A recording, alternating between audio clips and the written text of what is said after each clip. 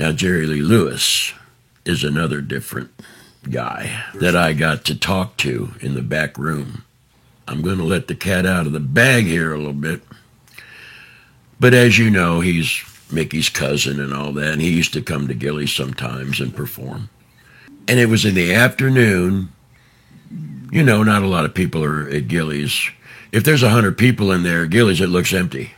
So I come in, and I went up on the stage. I talked to a few guys. They're getting their equipment set up and all that for Jerry, bringing the piano over. I go back in the back room. I walk in. There's Jerry Lee sitting there on the couch.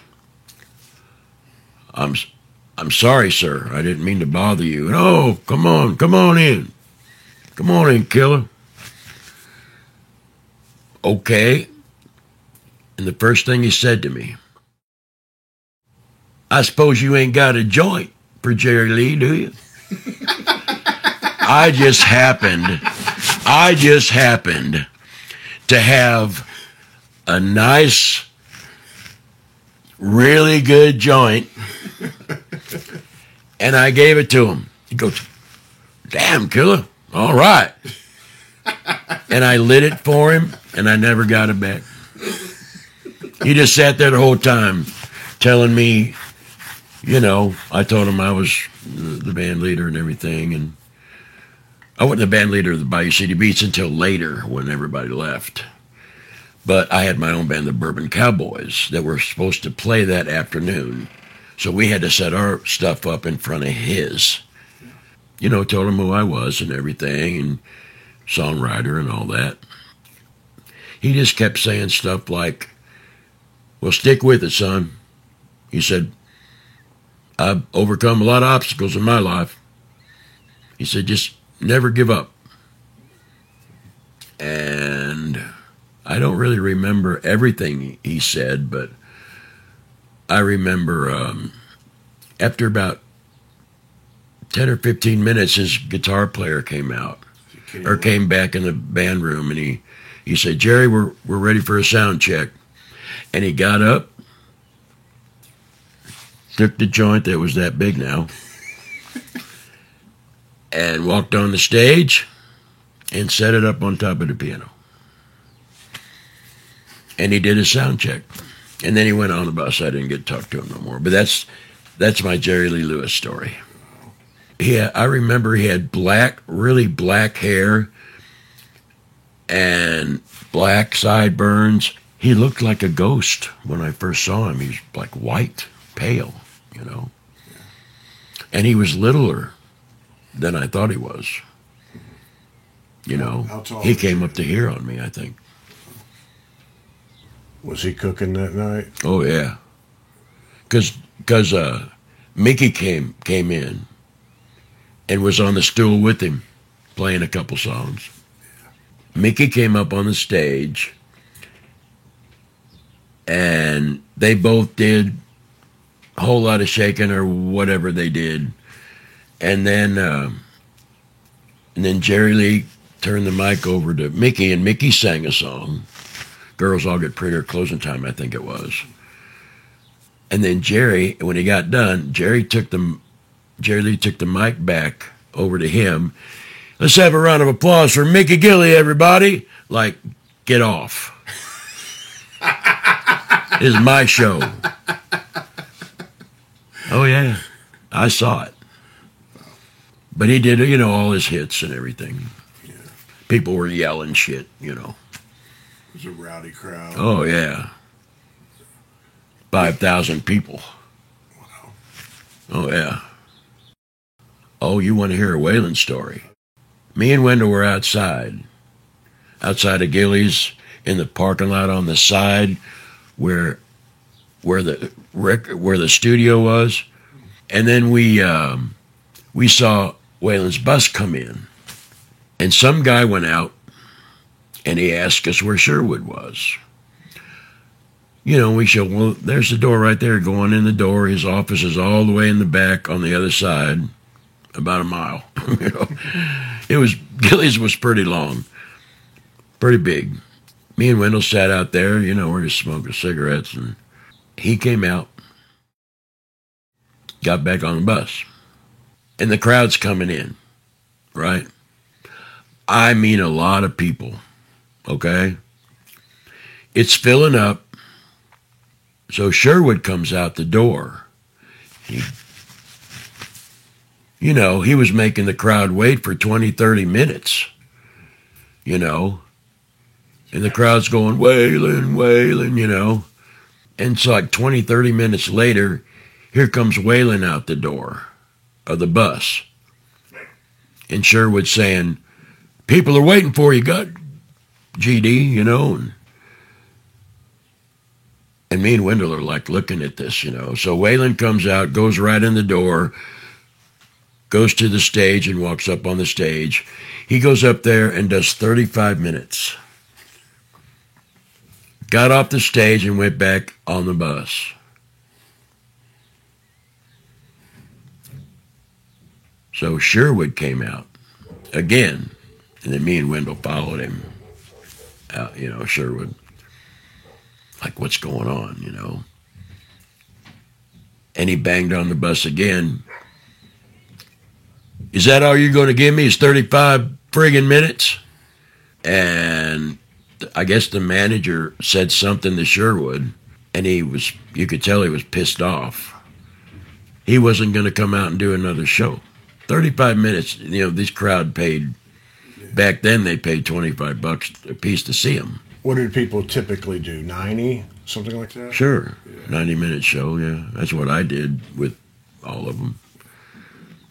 Sherwood came out with a briefcase, and he banged on the door, and the manager came out and was standing there in the doorway, the bus, standing right there. Sherwood said, I'll never book him here again.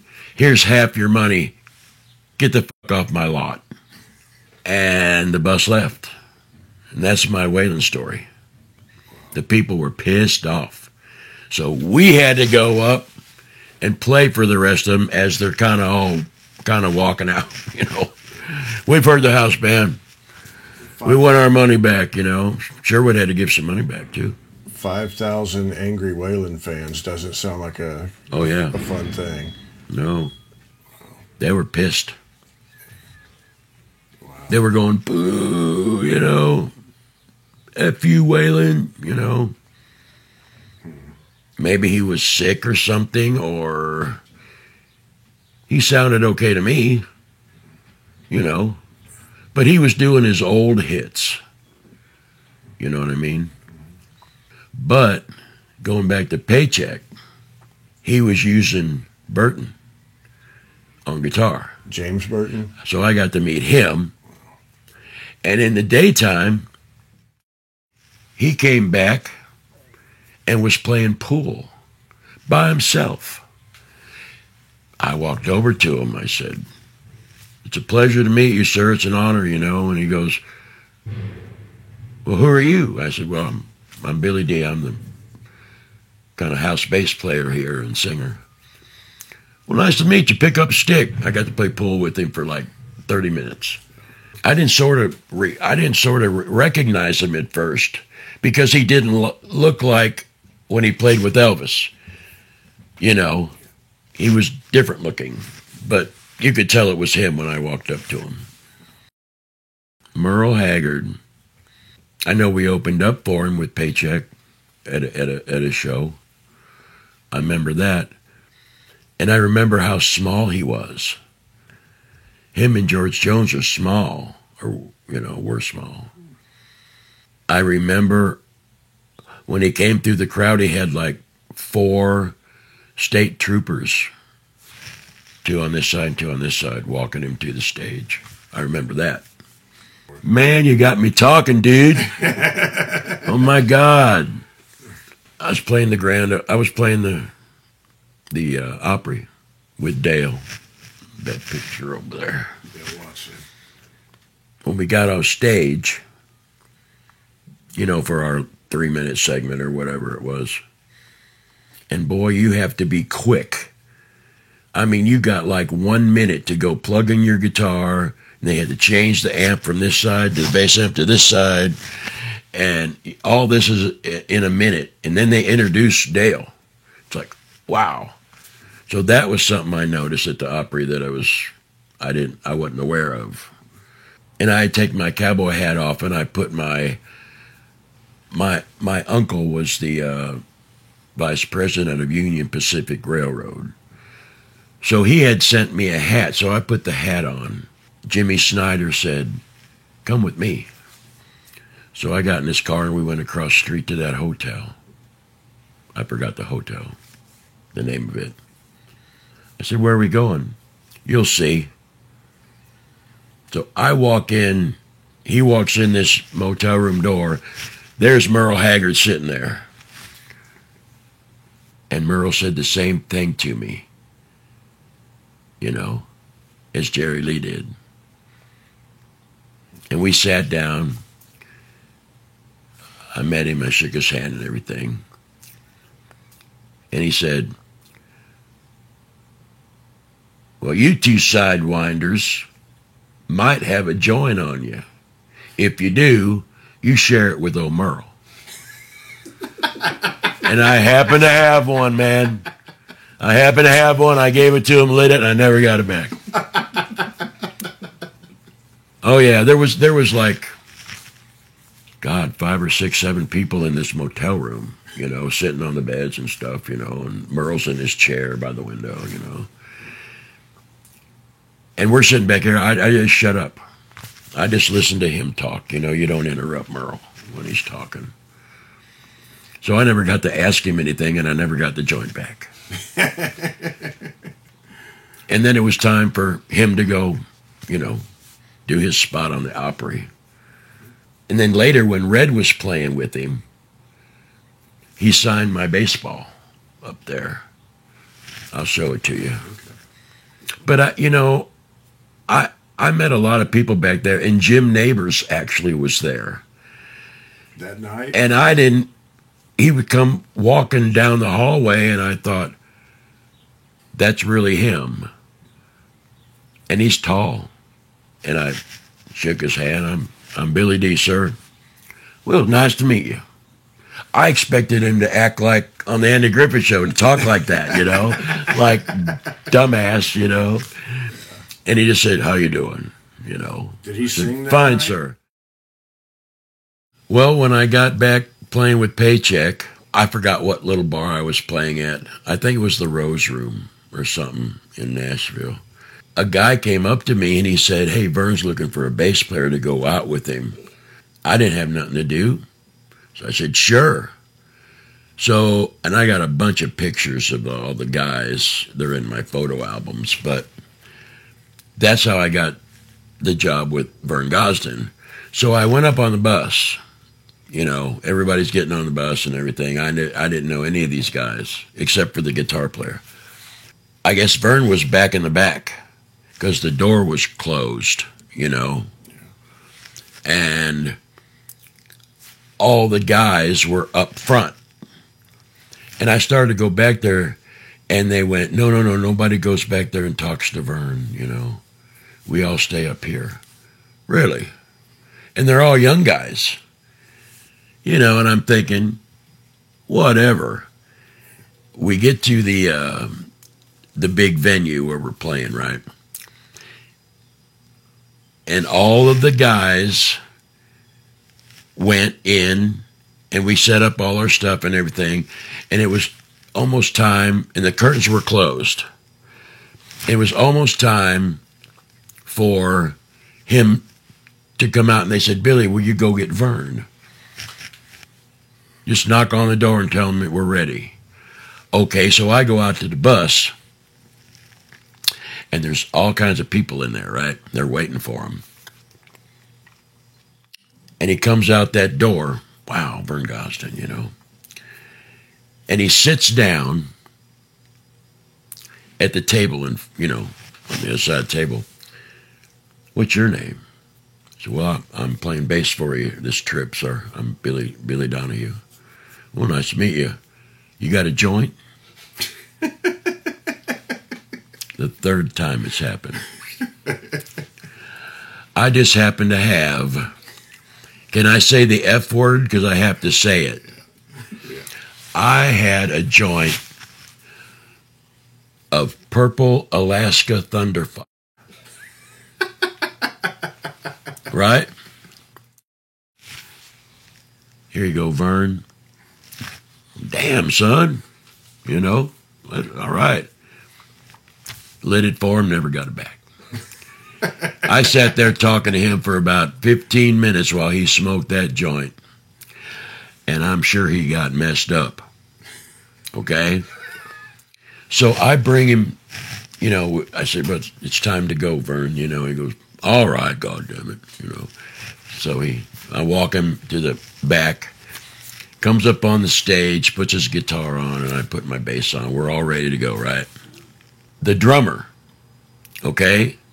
All the harmonies were canned.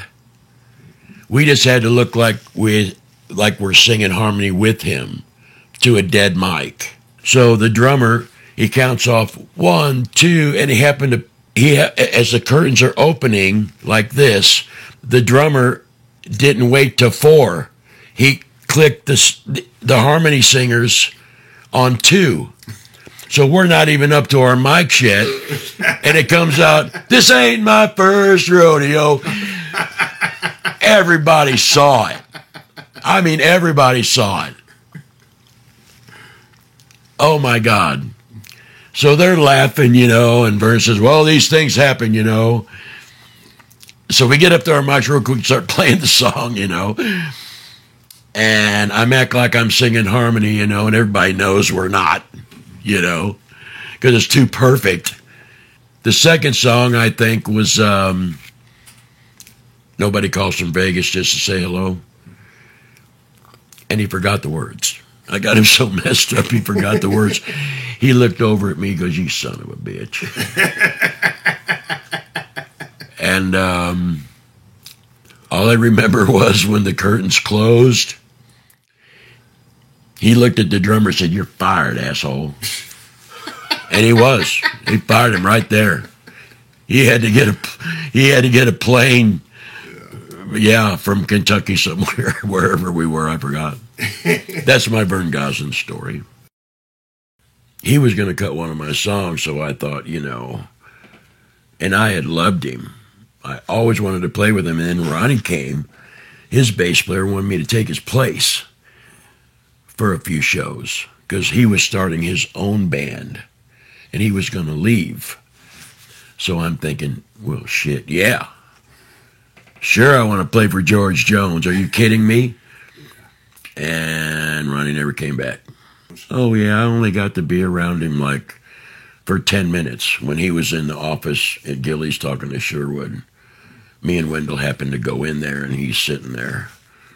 So we just stayed and Sherwood introduced us and everything and said, how you doing, boys? Fine, sir, fine. Pleasure to meet you. You know, 8 or 9, 10 minutes, something like that, and then we left. That's the only time I ever got to talk to George. Actually, Sherwood at Gilley's was booking him on a few gigs. You know, he had that Possum place. And Possum Holler. Yeah. And Sherwood wanted that song, May Your Heart Rest in Pieces. That song. That's on those albums I gave you. And he was going to cut that, Sherwood said, because Patsy, his wife, liked it. And I'm thinking, God, I'm going to get a George Jones cut, man. And for 6 months, I didn't hear anything. You know, and I'm thinking, okay, well, is this going to really happen? You know, am I going to get money here? You know? And about 6 months later, Sherwood came and said that his manager, I guess, Billy Sherrill, they were doing the album with Rockin' Chair and all that. Well, I don't know what that album was called. I can't remember. But he picked his nephew's song, I think, instead of mine, because they said mine wouldn't fit on the album, whatever that meant. But I would have loved to hear George sing that, you know. Yeah. Oh, And then his wife took that up on the bus that he signed a picture for me, got it out of his, I guess, the bus somewhere. So she came out and he wrote that. So I was playing with Wendell. We were out on the road, and he had got a call from this guy named Sherwood that wanted him to come down to Gilley's and play. The other two guitar players in the band, they had families there in Dallas, so they were okay. But me and Yo-Yo, the drummer, Harold Smolitz, like we were a long way from home. Like, what are we going to do? We're out of a job here. So Wendell calls David down in Florida. He asked David if he could use us. He said, well, I already got a bass player, Mickey, Mickey Hayes. He said, I guess we can put Billy on acoustic guitar, and I'll use two drummers. I guess it was either Sherwood or Wendell paid for us to fly down there. I think me and Yo-Yo laid on the floor in a sleeping bag for 2 weeks learning David's show. So I go out with David for 6 months, right? So Wendell calls me. I said, hey, man, you out with David? Yes, sir. Well, I want you to quit David and come back here to Gilley's. And David is David Allan Coe. David is David Allan Coe. DAC, I'll just say that. David don't like you to quit. Quit him. But when I first met Wendell, when I was playing in Fort Lauderdale, he had on a jacket that said, the David Allan Coe, Wendell Adkins Show, because Wendell's band was David's band. So, so David don't like you to quit him. So I quit, told him I'm sorry, Sherwood paid for my plane ticket to go down to Gilley's. I said, I got there, what am I here for, Wendell? Well, I want you to play, when I do my 45-minute set, I want you to play behind me. So I started playing with Wendell on his 45-minute sets. And Freddie Bino was still playing there for a little bit, a couple months, I think. And I would go in the back room, and when, Freddie Bino would play for the house band when Wendell went off. So I met Jimmy Wayne again. He said, you play bass? I said, yeah, Jimmy. How come you play guitar? I said, well, long story, but Wendell told me not to tell nobody. Well, I'm looking for a bass player. So I got in the Bourbon Cowboy Band. And that's that picture I showed you over there. And that's how I got to Gilley's. And then after Freddie Bino left, I started playing with the whole band, which a couple of people weren't. They were used to playing top 40 stuff off the radio, because that's what Sherwood wanted, to keep people dancing, But me and Wendell were outlaws, And a couple of the guys in the band kind of didn't like us at first. I'm not going to mention their names. But a couple guys were not too happy that I had come in and got the job after there had been 35 people in Houston trying to get the job to play there, And all these guys are coming in, night after night going, who the hell is that up there? I wanted that job. So I went through a little, I guess I don't know the word for it, but thinking. So I played along and just got along with everybody, tried to be nice to everybody. And how I got Billy D as a name. Rusty Clark was the announcer, on KILT radio. And they did an hour-long spot on the radio. Frank, the blind piano player, would do about 2 songs. Wendell would come out and do 5 songs. I got to sing on the radio. And when Rusty Clark would announce me, he couldn't remember Donahue. So he started calling me Billy D because he couldn't remember my last name. And everybody started calling me Billy D. And that's how I got that name. My dad wasn't too happy about that. What's wrong with Donahue, asshole? Just a name I got tagged with, Dad, you know.